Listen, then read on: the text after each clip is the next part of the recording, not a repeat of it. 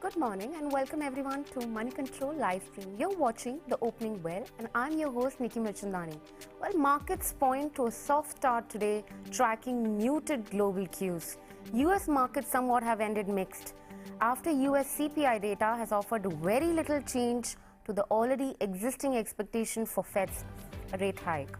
SGX Nifty futures, they indicate to a flattish to a negative start for Indian indices. Also, Asian stocks, they continue to trade lower as the rate hike, inflation worries. Also, FIIs, that's an interesting bit because we're seeing net buyers, FIIs turning net buyers again for second consecutive session to a tune of around 1,305 odd crore. DIIs also have been buying to an extent of 204 odd crore in equities. Well, before getting in our guest today, let's actually address some stocks and news that we have in focus. We have a bunch of names there and blue chip companies, of course, they're the ones that we are keeping an eye out on. ONGC, well, that one has reported numbers. Sequentially, if you look at the profitability of the company, we've seen a 14% downtick coming in on the bottom line performance of the company. Revenue somewhat is flattish. And if you look at the EBITDA performance, we've seen an 8.5% kind of uptick coming in on that one. The margins have expanded to 52% or almost 53% as compared to a figure of around 49 odd percent sequentially, of course.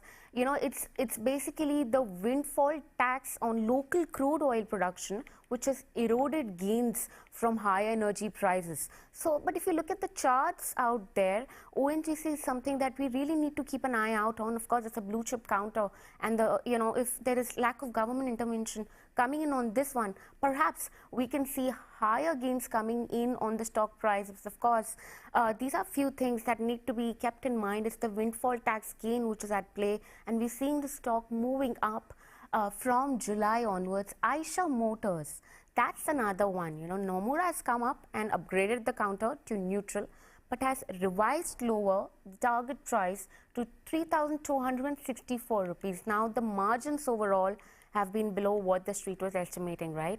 Which has also led to the revision coming in on account of the revenue estimates, which have been, revised by a flattish figure of around 1 to 2 odd percent.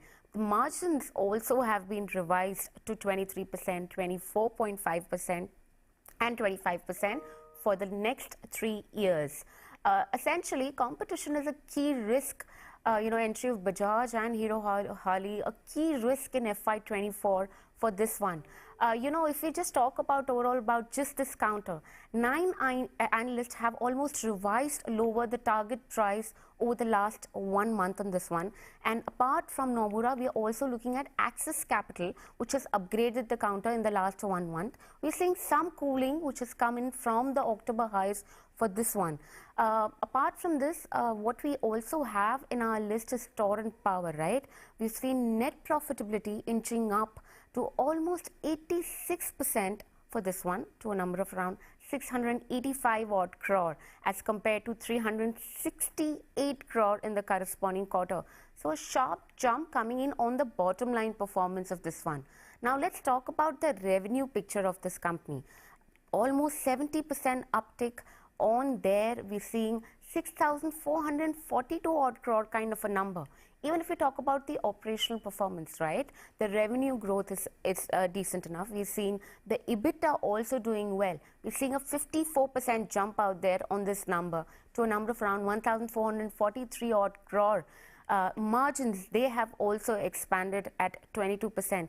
Beg your pardon, they've contracted instead to 22% as compared to 24.8%, but that's on account of the higher growth of revenue that we've seen. But let's quickly now bring in the guests that we have for the show. Of course, let's talk about the technical charts. It's Chandan Taparia, from Motilal, Oswal. Of course, we've been speaking enough and more on the technical levels with him. Chandan, good morning. So great to have you here with us. I'm going to quickly start off by asking you about the Nifty levels. We've seen some amount of probably a positive close coming in on Nifty. Do you think today is the day when Nifty will be finally scaling past that 18,000 mark?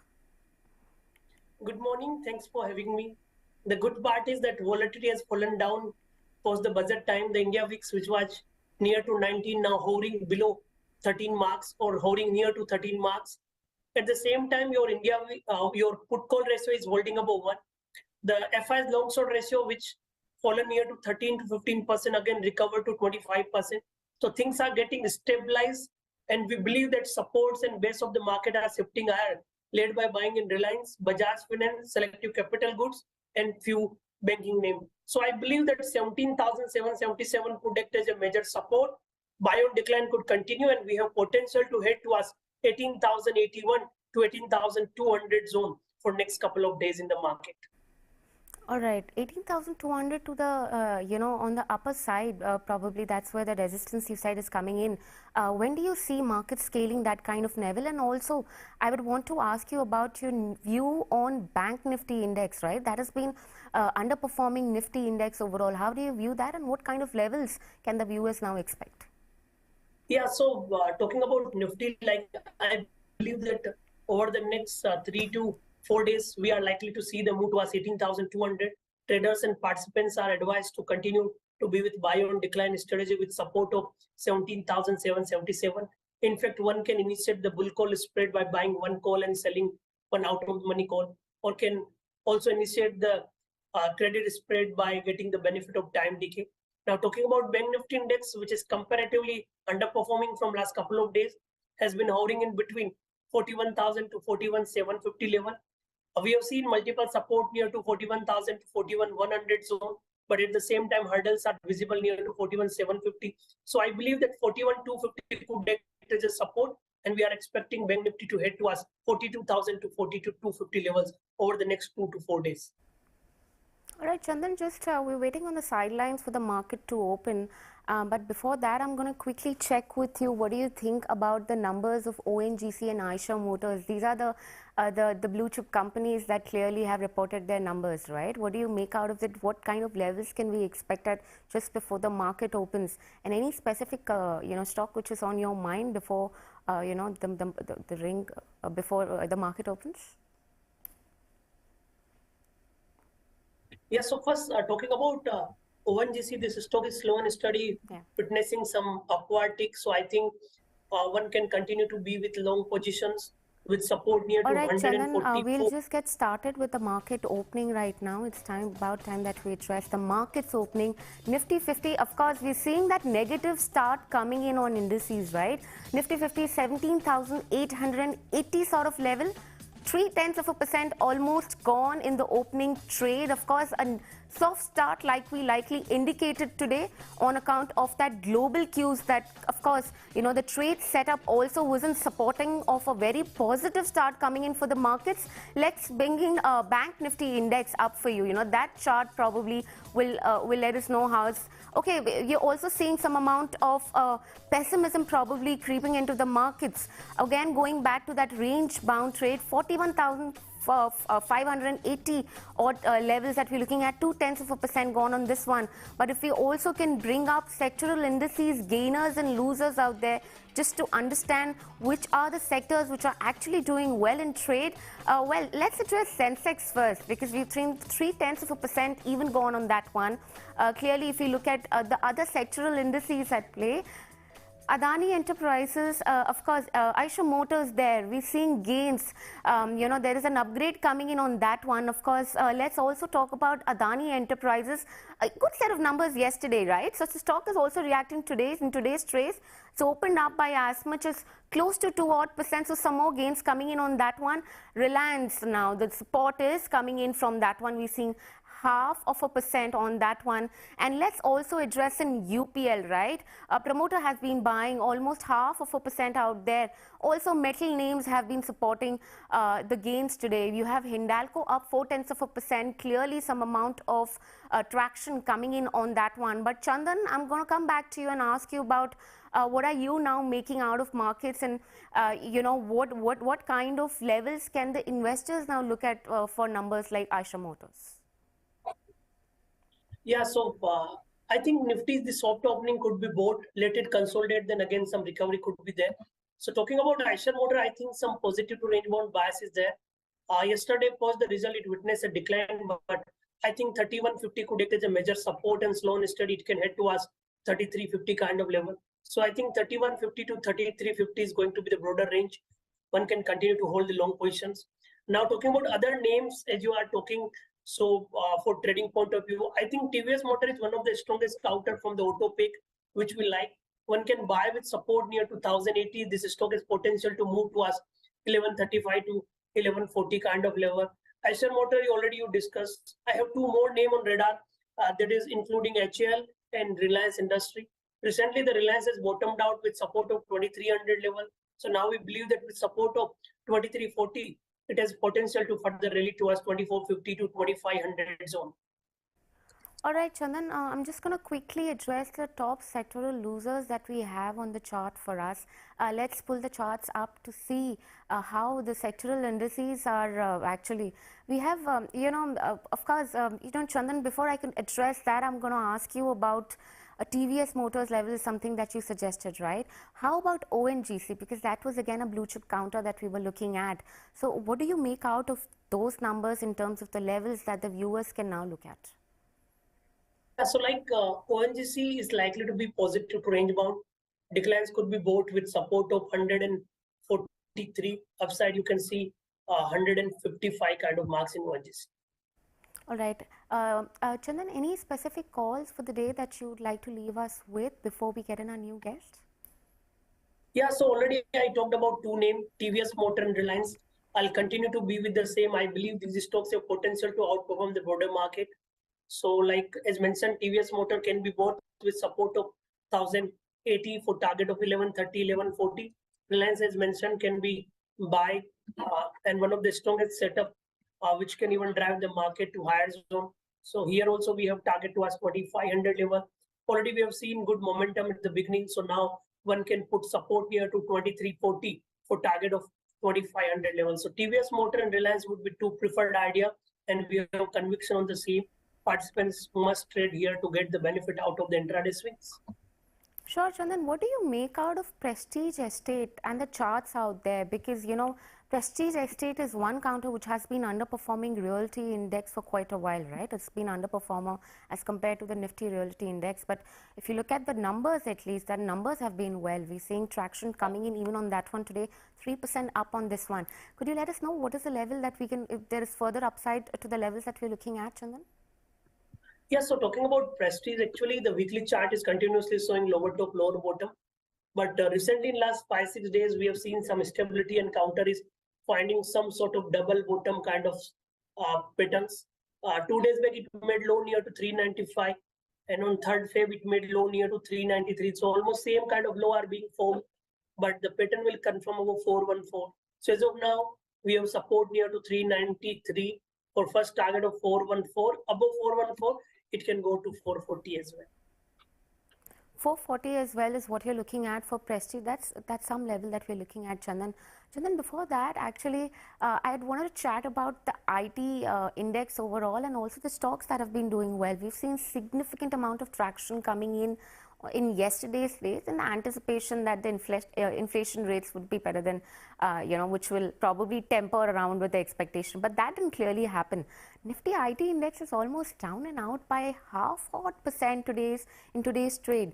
Any particular, stocks that we can look at in terms of the blue chips, counters, or for that matter, mid-cap IT stocks? Which of the two you think would be more favorable, and any levels that you'd like to suggest on that? Yeah, so like if I talk about the Nifty IT has seen good recovery on the last day, led by recovery in the Nasdaq.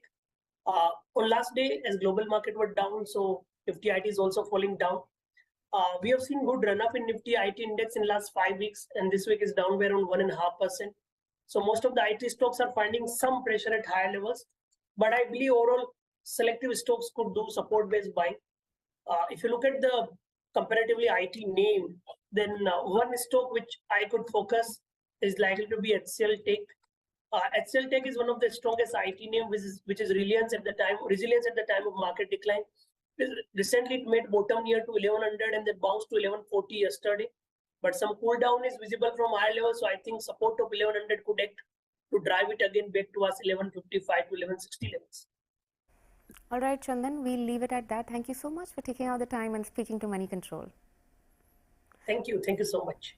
All right, viewers, just a little disclosure out there. Whatever is happening around the US markets right now is just going to be sentimentally impacting the IT stocks overall. Fundamentally, the story remains the same. In this quarter, we've seen strong numbers coming out of the IT sector overall. But with this, let's bring in our next guest on the show. Joining us on the show is Gurmeet Chaddha, the managing partner, Chief Investment Officer at Complete Circle Wealth. Gurmeet, good morning out there. Great to have you with us.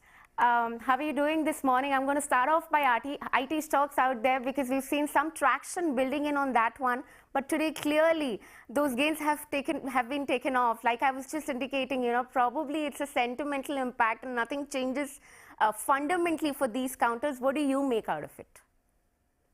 Good morning, Nickey. You're right. I mean, yesterday you had US CPI data. In fact, US markets were also volatile before ending on a positive note. My sense is this year will be a differentiation for a lot of IT services companies. We had a very secular rally post-COVID in IT. In fact, I was looking at BSE IT index last 5 years. Is the index itself is like 23-24%, right? So it's been a very inclusive rally, if I were to say that. I think if you see now, companies with a higher share of digital revenues, companies which are getting more deals on cost optimizations, on digital transformations, which get differentiated. We recently saw TCS acquire one of the largest deals from a UK insurer. We have seen some mid-cap ITs doing very well, like Persistent reported great set of numbers, despite the top 3 clients not contributing much.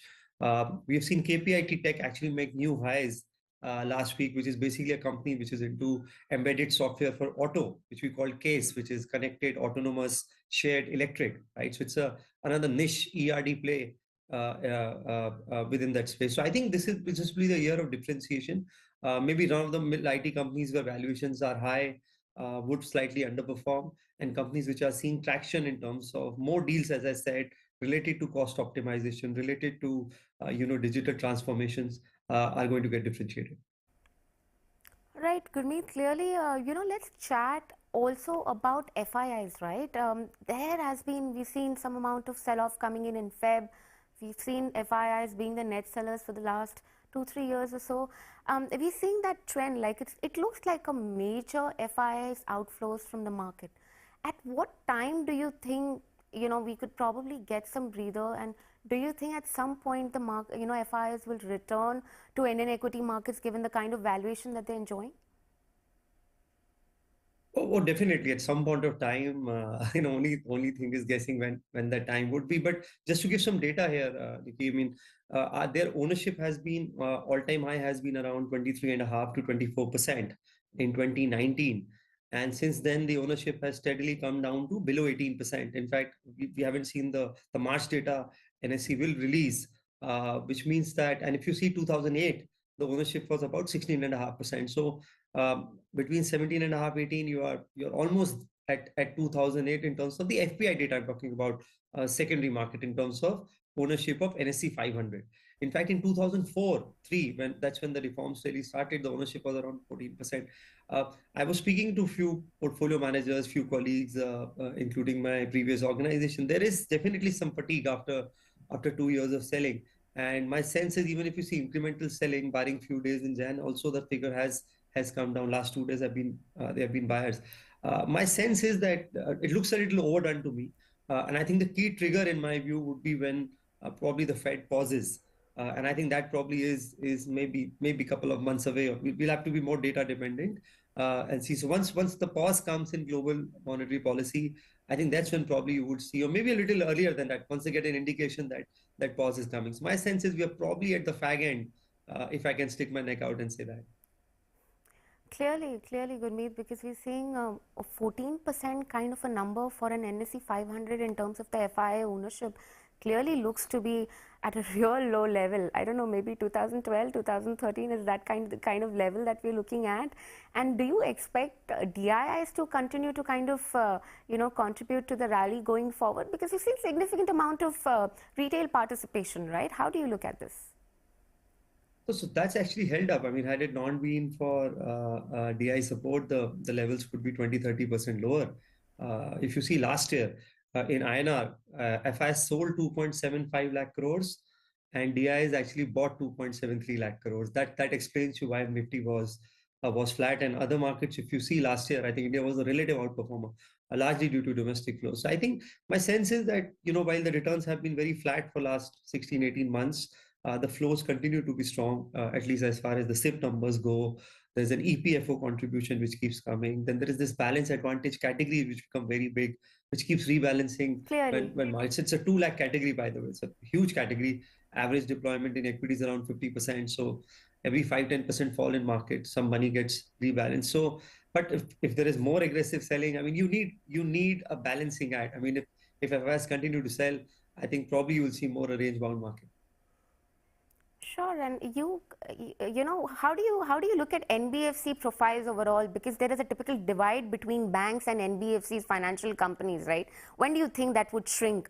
Even in the economic survey that was tabled in the parliament, they suggested continuous improvement in asset quality, which was seen, declining. The GNPA ratio was seen declining from a peak of around 7.2% that we saw in June 2021, the pandemic period, to 5.9% now. What do you make out of it, and are there any names that look attractive to you?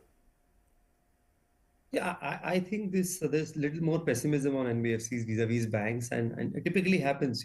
Also the banks also were reasonably priced versus we were used to seeing 4 or 5 price book multiples for banks. Suddenly you are now getting more private banks between 2 to 3 price book multiples. Axis is actually below 2 at these prices. So I think there was relative valuation at play, number one. I think few NBFCs look good to me.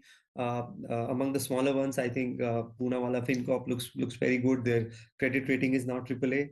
Their cost of funds have fallen from 9.1, almost 9.5% to sub 7%. So that's like a 250, 260 bips fall. It's done pretty well in this environment. Reported very good set of numbers. They've guided for like a 50,000 crore loan book in next 3 years, which is like 40% kind of a growth, 45% kind of a growth. And very good digital ecosystems. It's such a small NBFC, reminds me of Bajaj Finance in earlier days. Very early to take that call though. I think Chola also looks good. I think again, with strong set of disbursement numbers and improvement in asset quality. Bajaj Finance also from the lows of 55, 5,600 is seen some recovery. So I think there is some value there as far as, but overall, I think financials, including banks and NBFCs, would give the near-term support in terms of earnings. I think probably 50% plus EPS growth you would see coming from financials. Right, Gurmeet, clearly some conviction coming in on that one. That's like a big analogy that we've made, right? Poonawalla with Bajaj Finance. So there is some amount of conviction there. But I'm going to start off with insurance, because seasonally strong quarter coming in for most of the insurance company, for the March quarter. How do you see the valuations right now? And, LIC also, it's been trading closer to its lowest level despite reporting a very healthy operating performance. What do you make out of those numbers? And how do you approach that sector overall?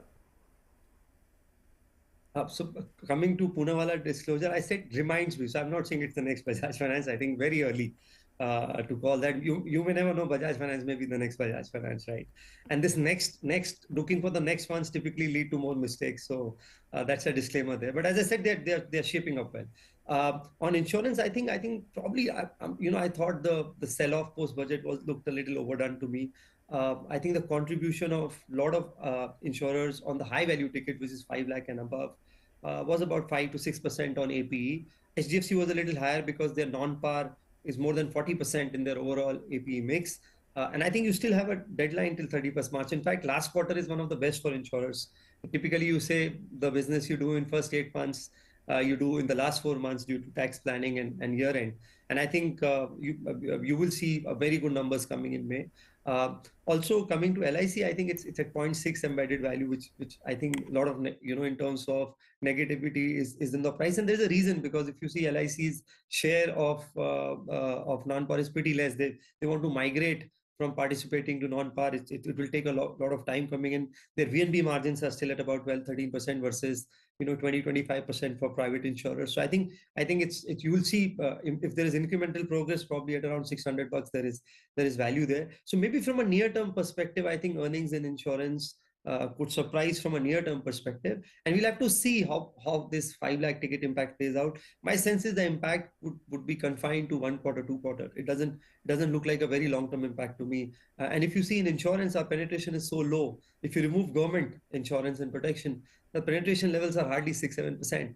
So it may not enjoy the same multiples like 4-5 embedded value multiples, but still looks to be a very steady sector, as far as long-term is concerned. Fair enough. What do you make out of multiplexes? We've seen PVR. You think, are we looking at a picture perfect recovery coming in on that one? Because PVR clearly has seen, PVR has seen a recovery, has swung to profits after, probably reporting losses for a couple of quarters. How do you look at that numbers? How do you approach the valuations overall? So I think after some time we are seeing good box office collections led by regional and now Pathan, as well as international movies. The ASPs have gone up. I think Inox probably considering that the companies are undergoing a merger, relatively looks better. It will benefit more from synergies both in terms of ASP moving up as well as even the advertisement in terms of the per screen revenue they charge. Also, on the F&B side, I think relatively that stands to benefit more. But if I were to play this, out of home consumption kind of a theme in terms of people moving out more, spending more, I think the better play and more secular play looks more like QSRs. Somebody like a Devyani and Sapphire Foods or Westlife. I think that to me is a more structural secular trend and less prone to cyclicality. We are spending less and less time on kitchen, rapid urbanizations, working couples, all augurs well for this QSR format and more focus on hygiene. Also, maybe some of the hotels. I think if you look at the numbers which the hotel companies are posting, look at the average occupancy, look at the ARR. I mean, I've not seen. I saw Indian hotels reporting a quarterly number of 400 plus crores profit, which they have never done for the entire year ever. So I think, and you have a good year this year. There is Men's World Cup. There are a lot of events lined up, while the valuations are slightly on the higher side. But if you ask me in terms of playing this out of home consumption and people spending more, I would prefer QSR and some hotels selectively. All right, Gurmeet, we'll leave it at that. Thank you so much for taking out the time and speaking to us as always. But with this, it's a wrap. Thank you so much for tuning in.